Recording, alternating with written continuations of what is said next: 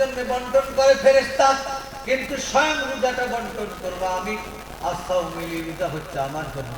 আল্লাহ বলেছেন যে ব্যক্তি রোজা রাখলো সে যেন হাউজে কাউসারে পানি পান করার প্রথম হকদার হলো। রোজাদার ব্যক্তিকে হাউজে কাউসারে পানি পান করাবে আবে হায়াত। একবার পানি পান করবেন তো 70 বছর পিপাসা লাগবে না। একবার পানি পান করলে 70,000 বছর পিপাসা লাগবে না। এত দামি পানি কোন নবীকে দেওয়া হয়নি, শুধু আমার আপনার নবীকে দেওয়া হয়েছে। রোজাদার মুখের গন্ধ মিশকাম্বারের চাইতে সুগন্ধ হবে, মিশকাম্বারের চাইতে সুগন্ধ হবে গো।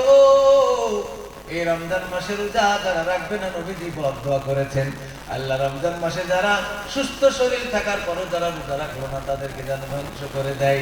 আমিন বলেছেন।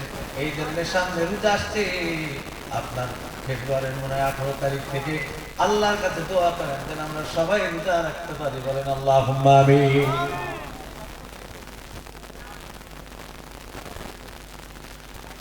সেই জন্য বাগদিরা ভাইরা আমার সোনার লালের রমজান মাসে রোজা রাখতে হবে।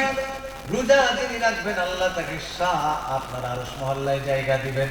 আল্লাহ নবী বলেছেন, ও মা বোনেরা, তোমরা যারা রোজা করেছো আল্লাহ তোমাদেরকে অনেক কিছু ছাড় দিয়েছে। রমজান মাসে রোজা।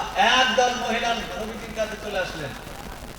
একদল নারী এসে বলছে, হুজুর আমার স্বামী আমাকে মেরেছে, 1 তালাক দিয়েছে, কেউ বলছে খাজুরের ডাল দিয়ে মেরেছে।